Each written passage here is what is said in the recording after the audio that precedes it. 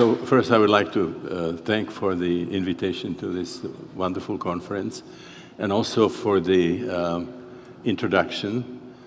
When I get an introduction like that, it makes me feel ambivalent. It's wonderful to hear so many nice things about myself, but it creates a kind of an aura of expectation that it's not easy to live up to. Okay, what I would like to do tonight is to share with you basically observations and experiences of the study of non-ordinary states that, as you heard now, extended over half a century. And I would like to start actually by asking you a few questions. This is with apology to those who were with me in the pre-conference workshop. We have to do a little repetition. Can you read it? Yes. The question would be, how many of you experience in your own life any of the types of experiences that are... Don't raise your hands until we finish. Have you finished the whole list?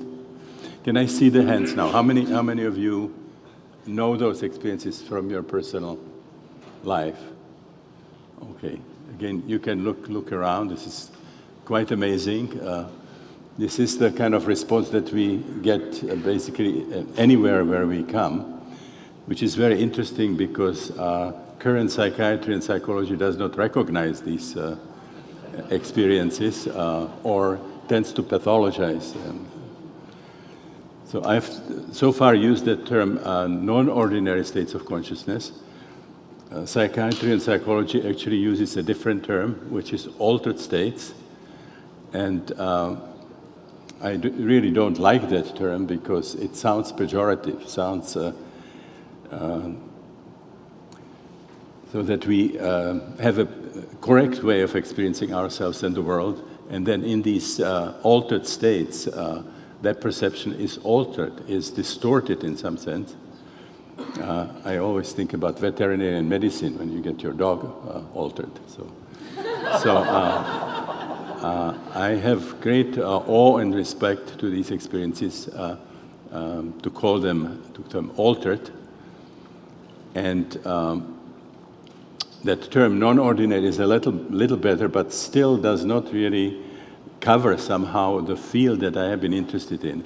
I have been interested in an important subgroup, large subgroup of these non-ordinary experiences that have healing potential, that have transformative potential, that have, I believe, evolutionary potential, and also heuristic potential. It means that if we study them or have those experiences personally, we get access to new revolutionary information about the human psyche, about consciousness, and even about the nature of reality. I really believe that if we study these experiences systematically, that it would lead to a revolution in psychology, psychiatry, and psychotherapy that would be comparable to what the physicists went through in the first 3 decades of the 20th century, when they had to go from Newton first to the theories of relativity and then to quantum physics that even Einstein himself was not able to accept until the end of his life. And I really believe that it would also be a complement to the changes that already happened in our understanding of matter. That while physicists made this enormous progress in the 20th century, that the other disciplines that originally modeled themselves after physics stayed still in the 17th century. Somehow need to bring those two together and also bring spirituality and science together. So since I haven't found a name for this category of experiences, I decided to actually make one myself and started calling them holotropic. That term is a composite word from Greek. where holos means whole, and trepein means moving in the direction of something. So holotropic means moving toward wholeness. Now, if I say that, I frequently get the response, what do you mean, moving toward wholeness? Aren't we already whole? The way we experience ourselves in our everyday state of consciousness. And I would have to say no.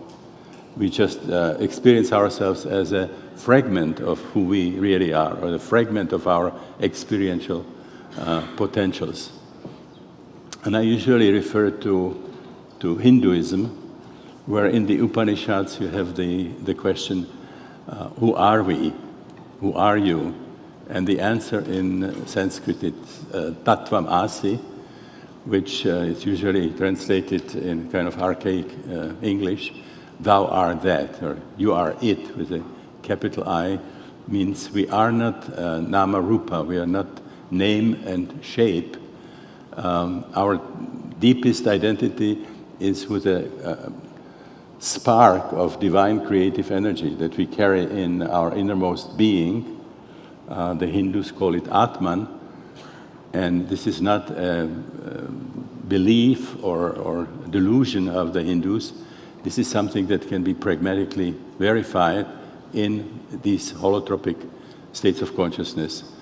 And if we follow, for example, the different schools of yoga, we all would have the potential to experience that divine core. And when we have that experience, we would recognize that that energy that we carry within is identical with the creative energy that is responsible for the universe. So what are the experiences that we talk about? This would be experiences that the shamans have during the initiatory crisis, when they have this visionary state that takes them into the underworld. They're exposed to ordeals. They experience dismemberment and death and annihilation, and then psychospiritual rebirth and journey into the supernal realms. And during this journey, they heal themselves from various emotional, psychosomatic, sometimes even physical diseases. The anthropologists call them wounded healers.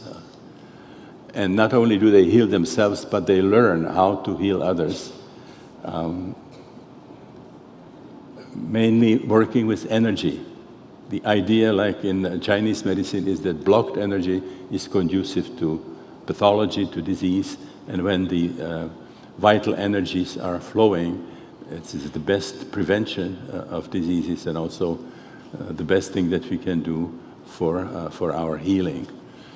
This is also the category of experiences that the shamans then induce in their clients or experience themselves when they are healing. They use for their healing practice. The second category, when we find these experiences, are the so-called rites of passage. This is a term that came from Arnold van Gennep, a Dutch anthropologist who studied a number of native cultures, and he found that practically all of them have very important ritual events that they conduct at the time of some important biological or social transitions. For example, birth of a child, circumcision, puberty, marriage, menopause, dying. So in all these rituals, they use what I call technologies of the sacred. In other words, methods of various kinds that induce these holotropic states of consciousness. And typically in these rituals, it takes the form of, again, psychospiritual death and rebirth. So for example, in the puberty rites, the idea is that the boys and girls who go into the ritual die as young people, and they are born or reborn as adults with all the rights and all the duties. that the adults have. There's a whole range of methods that they are using, including chanting, dancing, fasting, sleep deprivation, vision quest in the mountains or in the desert or in the Arctic ice. Very frequently they use some extreme physiological means like inflicting pain, for example, or bloodletting or sub-incision. And also many of these cultures use psychedelic plants to induce these holotropic states. Then another category of these experiences are experiences of the initiates of the death rebirth mysteries. So in many parts of the world, there were powerful mythologies about gods, demigods, legendary heroes who experienced death in one way or another and then were resurrected, or they visited the underworld, the realm of death, and returned. So those were, for example, the mysteries of Inanna and Dumuzi in ancient Sumer, the mysteries of Isis and Osiris in Egypt, the mysteries of Attis, Adonis, the Bacchanalia, the Dionysian rites, and especially the mysteries in Eleusis, based on the story of Hades abducting Persephone and then returning her for part of the year. Now, these were extremely important in antiquity. A number of very prominent personalities were initiates in these ancient mysteries, including Plato, Aristotle, Alcibiades, Marcus Aurelius, Cicero, Pindaros. So actually the list of these people who were initiates lists like who's who in the antique world. And when Christina and I visited Eleusis, we saw the ruins of the Telestrion where these mysteries took place. And we asked the guide, how many people had these experiences here? And he said about 3,000 at a time. For a period of almost 2,000 years, every 5 years, 3,000 of these initiates. So obviously they had to offer something quite impressive to keep the attention of the ancient world. Albert Hofmann, the discoverer of LSD, Gordon Wasson, who brought the Mazatec magic mushrooms to Europe and gave them to Albert Hofmann for analysis. And Karl Rack, a Greek scholar, wrote a book which was called Road to Eleusis.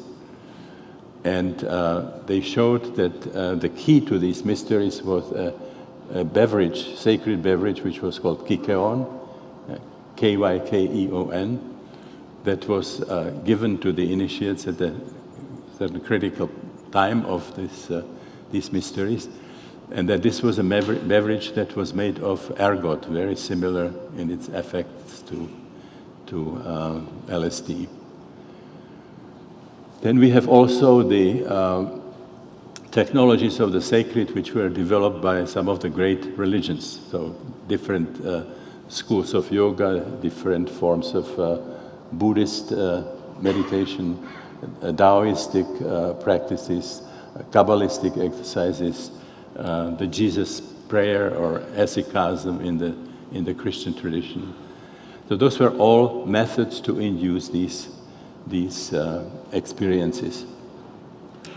My own introduction to these experiences was when, as a beginning psychiatrist, I volunteered for an LSD session, and I had a very, very powerful experience of cosmic consciousness. This was a combination, actually, of LSD and powerful stroboscopic light. The man who was my preceptor, who got the substance from Sanders from Switzerland, was very interested in EEG, electroencephalography, and at the time when we were having these experiences, he was particularly interested in what's called driving the brain waves or entraining the brain waves, which means exposing people to very powerful stroboscopic light and trying to find out if the brain waves in the suboccipital area would pick up the frequency. So in the middle of my session, when the experience was culminated, I was exposed to this powerful stroboscopic light, and I have never been the same. I mean, it was an extremely powerful experience in which my consciousness left my body. I experienced complete annihilation and of who I thought I was, and by becoming nothing, I had the feeling I became everything. I had the feeling I became all of existence. And then coming down from the experience, I floated for a while. My consciousness floated for a while around my body, and I was trying to align those two together. And at that point, it became clear to me that consciousness was something much, much bigger than a product of the neurophysiological processes in the brain. And I was very, very impressed by that experience. And I was experiencing a crisis at that point. I started studying medicine because I wanted to become a psychoanalyst. And at this time, when I had this psychedelic session, I started realizing the limitations of psychoanalysis. You know, how long it takes, how much it costs, how much energy, and that the results were not exactly breathtaking. And I started sort of thinking nostalgically back on my original plans. I wanted to work in animated movies. You know, in retrospect, I didn't get very far from the animated movies, only animated movies of a different kind. So I spent about half of the time doing clinical work with psychedelics for therapeutic purposes and also as an exploratory tool, first in the Psychiatric Research Institute in Prague, and then in the United States at the Maryland Psychiatric Research Center, where for several years I was was the chief of psychiatric research in this institute, and was heading the last surviving official psychedelic research project. And then in the second half, Christina and I developed a holotropic breathwork when we were living at Esselen. The holotropic breathwork uses just faster breathing, powerful evocative music, and a certain kind of body work, followed by what we call mandala drawing and sharing of the experience. And you know, to our surprise, we see the same range of experiences that we saw or have seen in psychedelic sessions. And I will, in a minute, I will describe what those experiences were. So I was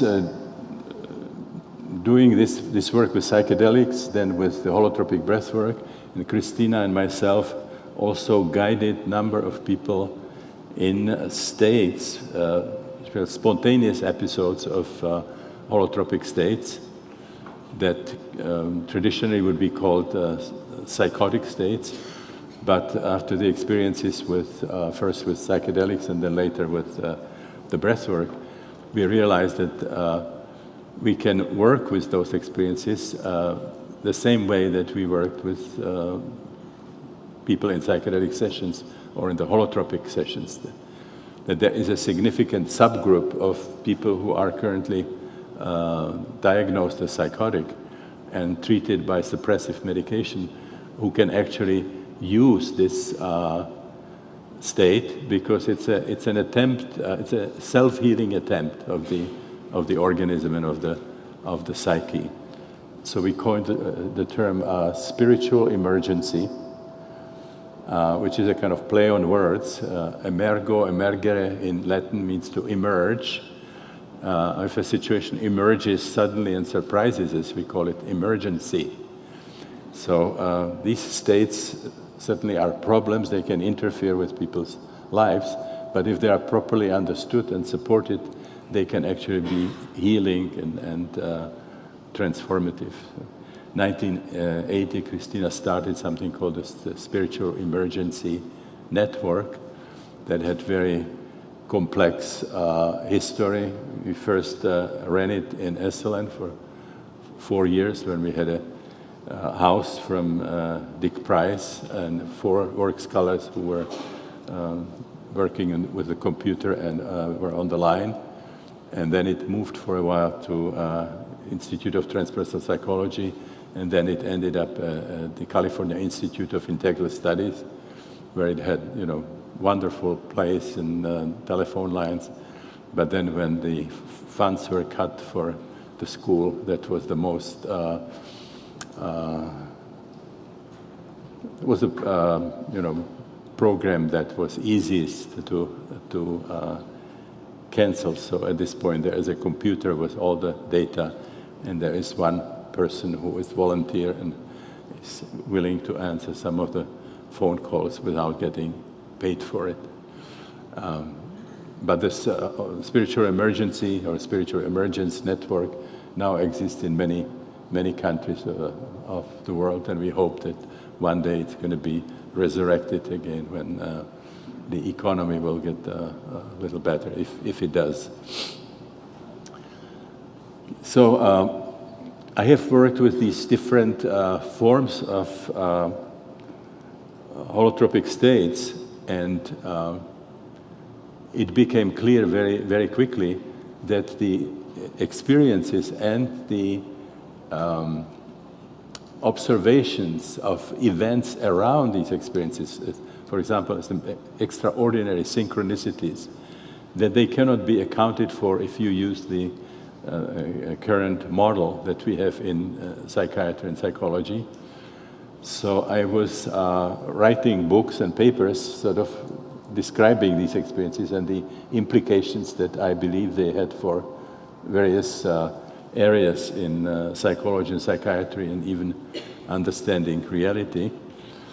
And when I was approaching my 70th birthday, I got a phone call from my editor, Jane Bunker, at SUNY Press, and she said, Stan, we have published several of your books, different aspects of your work. Would you consider writing one book that would kind of sum it up and would be kind of introduction to the already existing books? And then there was a pause, and then she said, well, and would you specifically focus on those observations that current psychiatry and psychology cannot explain? And there was an even longer pause, and then she said, and would you just sketch what psychiatry and psychology should look like if it would sort of integrate and accommodate these kinds of experiences? So this is what we call tall order. But I was very excited because I was planning at the time to retire, or at least semi-retire. And we had the holotropic breathwork happening all over the world. There was a whole new generation of people who were trainers, facilitators, and we needed a manual. And this was like offer to publish a manual for us. So I decided to write the book, and I gave it a kind of deliberately provocative title: Psychology of the Future.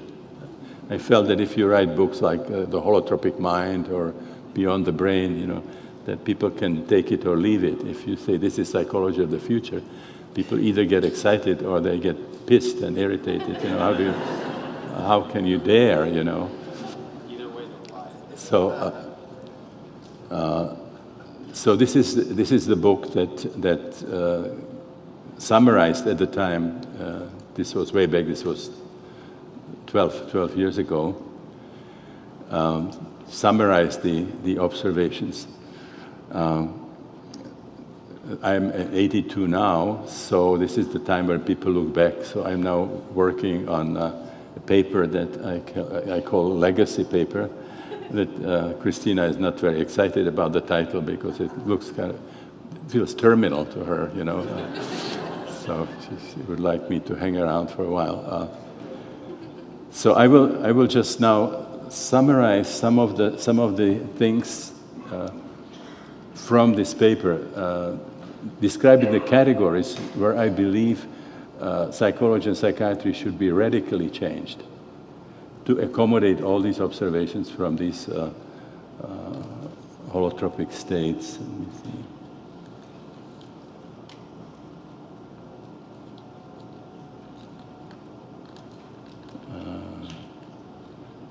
Maybe I should say one thing I mentioned about something about the divine within, about the Atman, Brahman. So I just saw this page here where there are statements from other religions showing that the revelation of the fundamental unity of the individual and the divine is really at the mystical core of all major religions.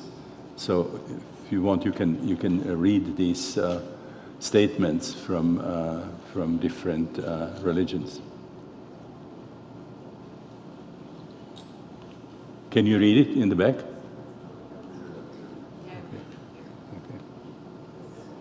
Okay.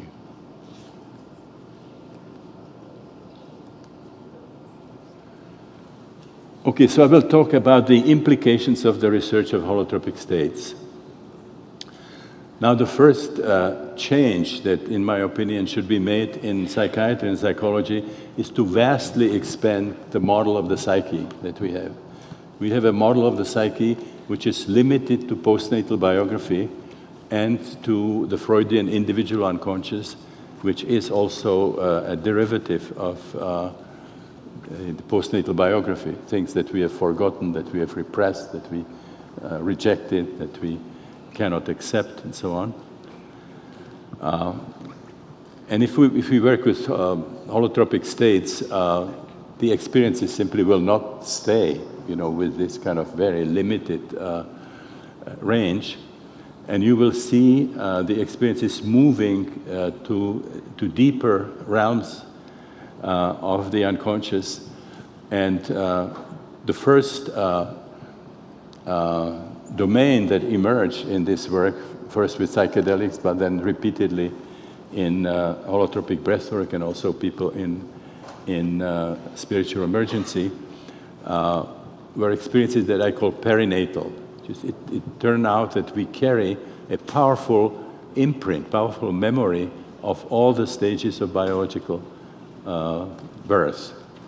All the difficult emotions, all the difficult physical sensations are still recorded in our unconscious, and they represent a pool out of which various difficulties can form in interaction with postnatal traumas. I actually was able to distinguish 4 experiential patterns when the process of self-exploration regresses to birth. The experiences come in 4 experiential clusters, and you can relate them to the consecutive stages of birth. And I will show you later the scheme. But the first matrix would be the situation when the fetus is still in the womb, in a kind of an advanced stage of pregnancy before the delivery starts. The second would be when the contractions start, but the cervix is not open. The third matrix is the situation of the struggle through the birth canal, and then the fourth matrix is the actual coming out.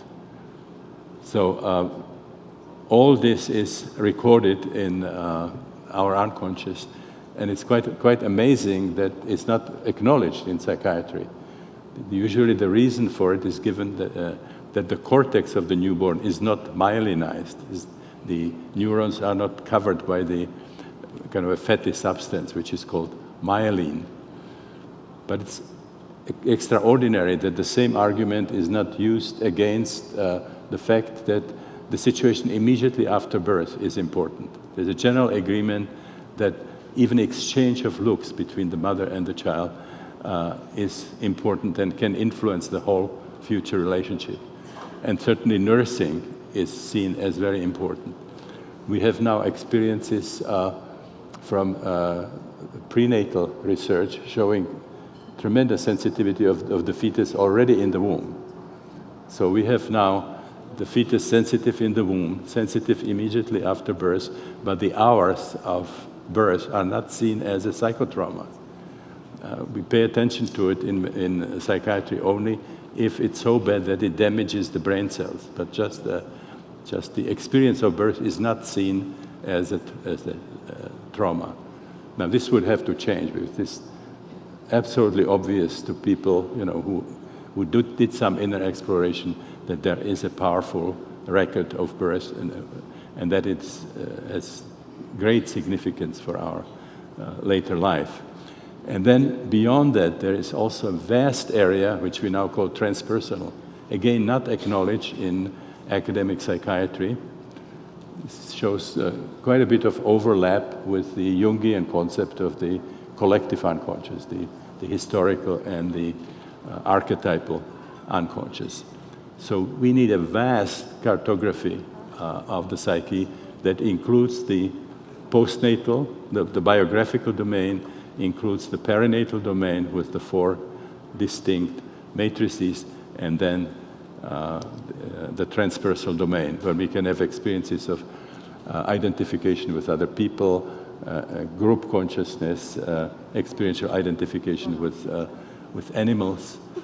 We can have experiences in other centuries, sometimes with the sense of personal remembering. Then we talk about past life experiences, a very, very important category of experiences with tremendous therapeutic potential. None of this is currently incorporated in the model of the psyche, which is used in clinical psychiatry.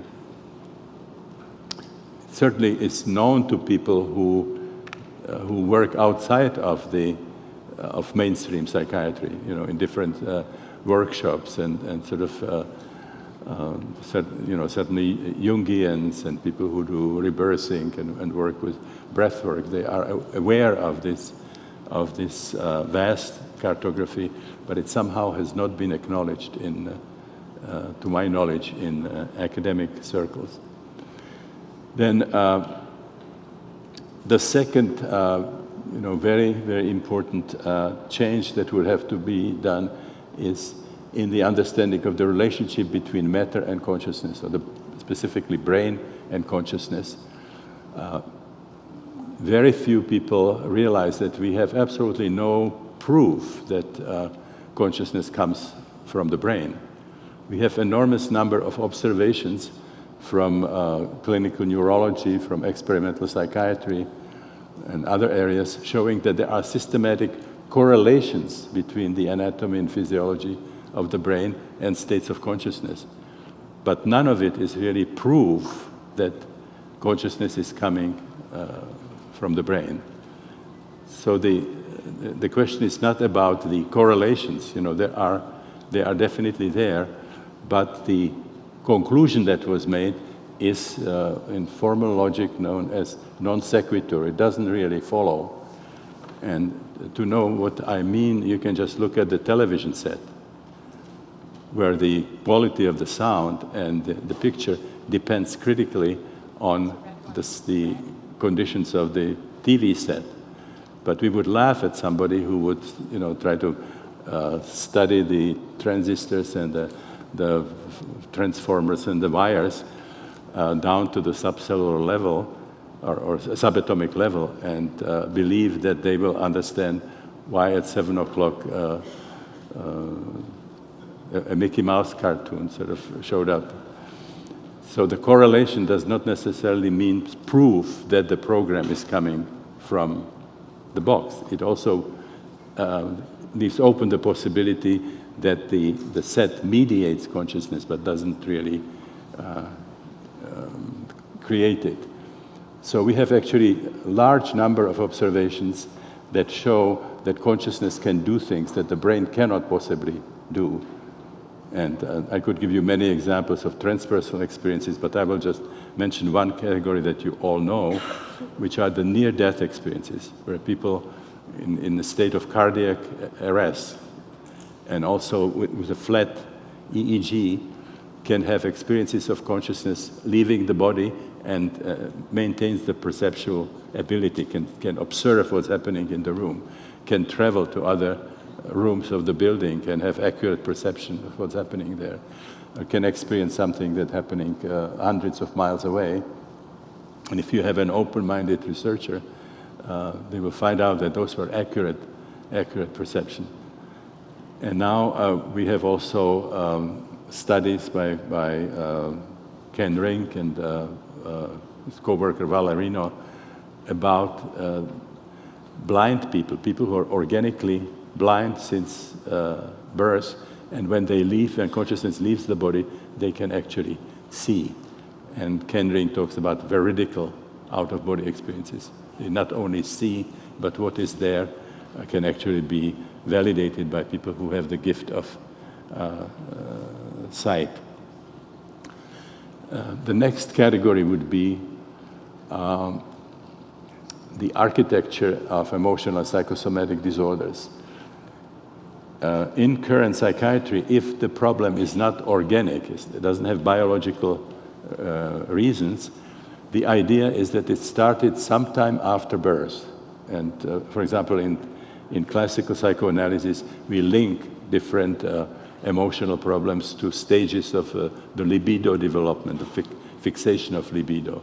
There are problems which are oral, like depression or alcoholism or addiction, problems that are seen as anal, like obsessive compulsive neuroses, then things that are seen as what Freud called phallic, at the time of the Oedipus complex and the Electra complex, which would be different phobias or hysteria in classical psychoanalysis. So if you work with these holotropic states and you're just about to end soon, yeah? How much time do we have? Can somebody who's following it? Okay, I'll go fast. So if you work with holotropic states, you will always find connections to something that happened in childhood and infancy, so that it's not wrong what you find in psychoanalysis. The only problem, it's not all there is. You will find deeper roots, additional roots that go to one of the perinatal matrices, and then even deeper to some transpersonal phenomena. For example, a past life experience can be at the depth of an emotional problem. Or there could be some archetypal material, even phylogenetic. It takes you to animal ancestors.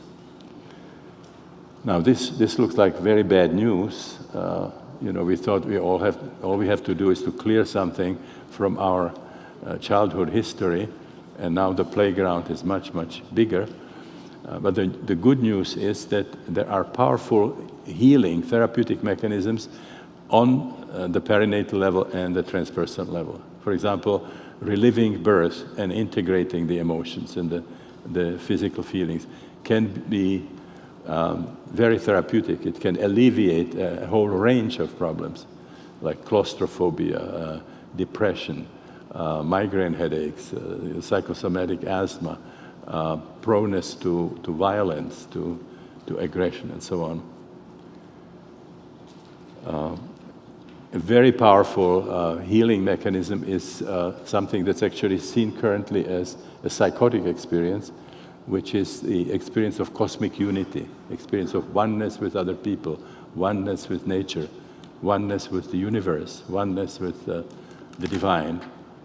If this experience is supported and is allowed to be completed and integrated, it's much more powerful healing mechanism than anything we have to offer in current psychiatry and psychology.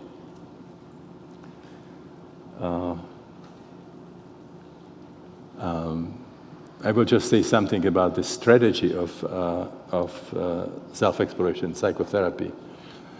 We have enormous number of schools of psychotherapy, and each school tells us something different about what are the major motivating forces in the psyche.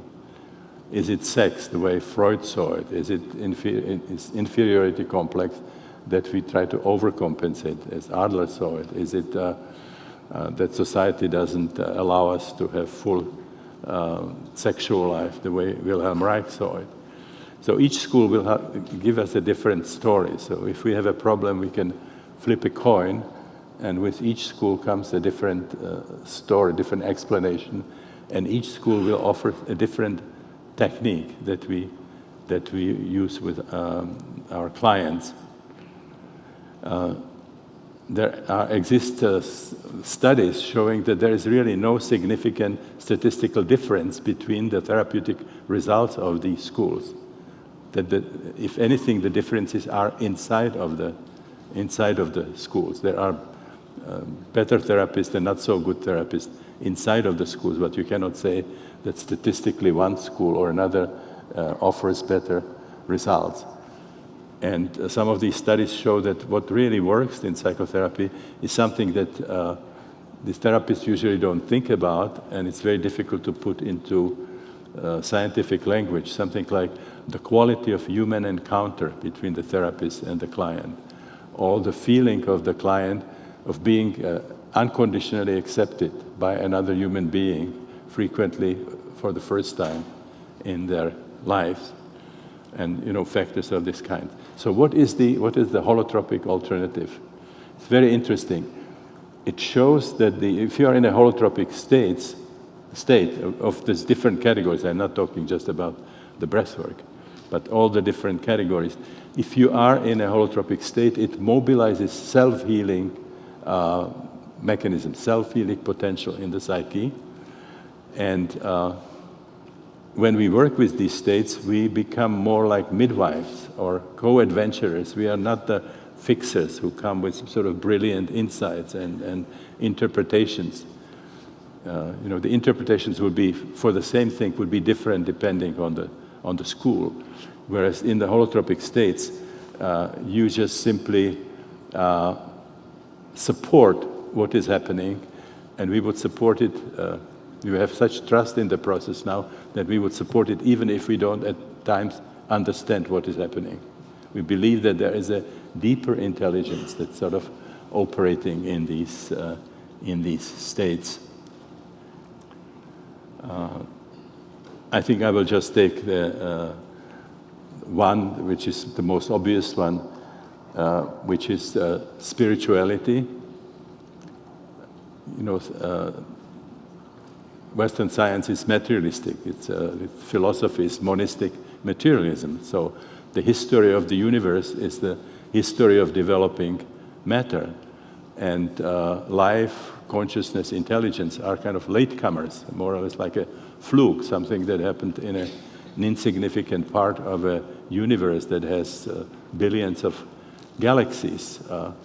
So if you have this kind of a worldview and you start speaking about spirit, something spiritual, well, what are you talking about? Haven't you learned your science? Don't you know what materialistic science discovered about the universe? So when somebody is spiritual from a strictly sort of materialistic scientific point of view, this is superstition. This is called magical primitive thinking. And if you have an intelligent person and that person still talks about God or goddess, then we have psychoanalysis. This is in our infancy, we saw our parents as these godlike figures, and it persists in our psyche, and we kind of project it and make gods and goddesses out of them. And then if you have direct experiences of spiritual experiences, which would be the perinatal or the transpersonal experiences, you would be seen as having a mental disease. We don't have in current psychiatry a category, this is a mystical experience, this is a spiritual experience. So people get diagnoses for experiences that in other cultures would be seen as extremely valuable. Ramdas gives this great example when he was with Karoli Baba, and he had powerful mystical experience and got the munchies and went down to the village and wanted to buy some cookies, and so he took the cookies and wanted to pay, and this guy looked into his eyes and says, "Namaste, this is not about money, not today." You saw that he was in a special, state of mind, and this was from another dimension. This was something to be honored.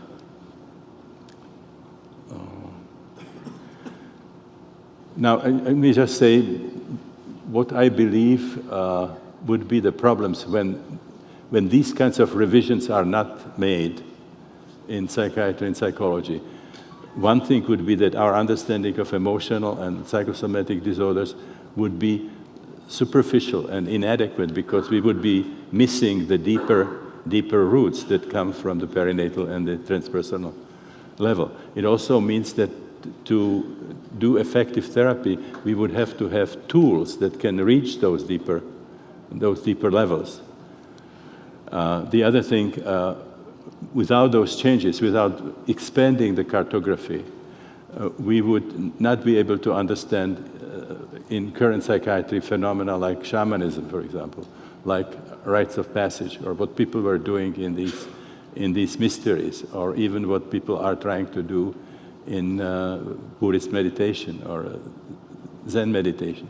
We don't have categories for that in current psychiatry, other than maybe believing that meditation is good for relaxation, but not as a tool for philosophical and spiritual discovery.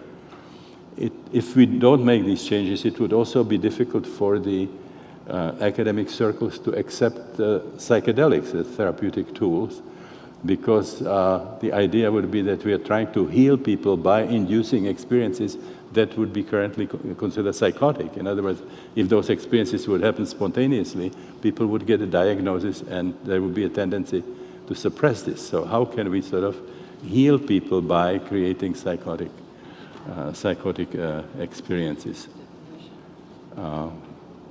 So I think I ran out of my time. If you are interested, you can look at my website, personal website, which is my full name, stanislavgrof.com, where this would be presented, in a little more articulate way, a little more detailed way. I had also, I think, one note about the fact that I've been working with Rick Tarnas using archetypal astrology. So those of you who are interested in that even more controversial area than psychedelics, there are about 3 papers on that website. And there were several people today and in the pre-conference workshop asking about the holotropic training for facilitators, or even participating in the training, even if you don't want to become a facilitator, just for your own personal interest. This would be another website, which is holotropic.com, that would describe that training, what the training is about. So I'm sorry for dashing through this, but they said in ancient Rome, vita brevis ars longa, means the art is long and the life is short. So, I was trying to cover a big territory in 45 minutes. So thank you very much for your patience.